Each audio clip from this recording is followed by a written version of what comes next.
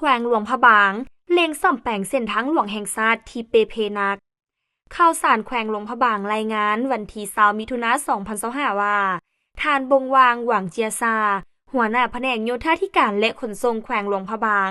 ได้ให้สัมภาษณ์ต่อสื่อมวลชนว่าแผนกโยธาธิการและขนส่งแขวงได้จัดเรียงบูริมสิทธิ์การซ่อมแปลงแบบฉุกเฉินจุดที่เปเพนักหน่วงไปมามีความยุ่งยากบ่สามารถไปได้ตามเส้นทางหลวงแห่งชาติให้สามารถเที่ยวได้ปกติ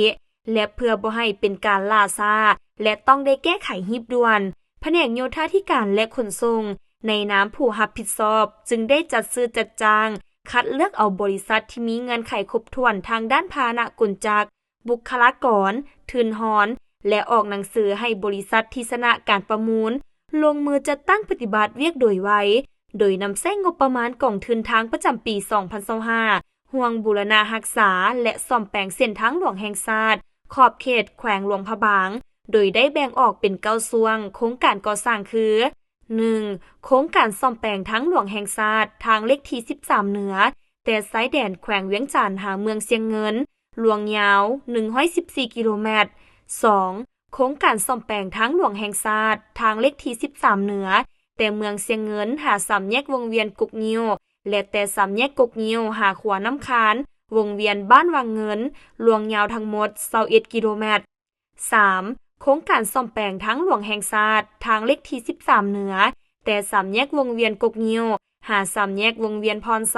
หลวงยาว22.5กิโลเมตร 4. โครงการซ่อมแปลงทางหลวงแห่งชาติทางเลขที่13เหนือแต่สามแยกวงเวียนบ้านพรไซหาบ้านปักมองหลวงยาว100.5กิโลเมตร 5. โครงการซ่อมแปลงทางหลวงแห่งชาติทางเลขที่7แต่สามแยกภูคูนหาไซแดนแขวงเสียงขวางหลวงยาว42กิโลเมตร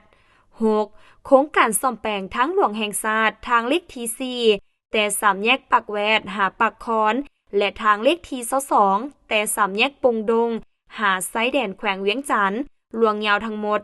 90.4 กิโลเมตร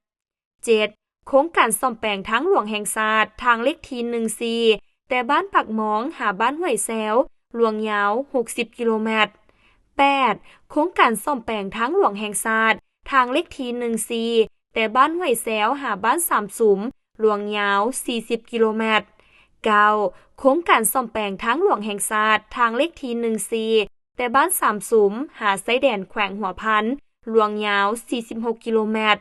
มาฮอดปัจจุบันนี้บรรดาบริษัทรับเหมาพร้อมเล็งลงมือแก้ไขซ่อมแปลงเส้นทางจุดที่มีความเสี่ยงที่รถจะขาเพื่อให้รถแล่นได้สะดวกในช่วงฤดูฝนส่วนการยกระดับเส้นทางให้ได้มาตรฐานเพื่อรองรับสภาพรถบรรทุกหนักในอนาคตกำลังเสนอค้นคว้ารูปแบบใหม่ให้บริษัทที่มีท่าแฮงทางด้านการเงินบุคลากรมาจัดตั้งปฏิบัติ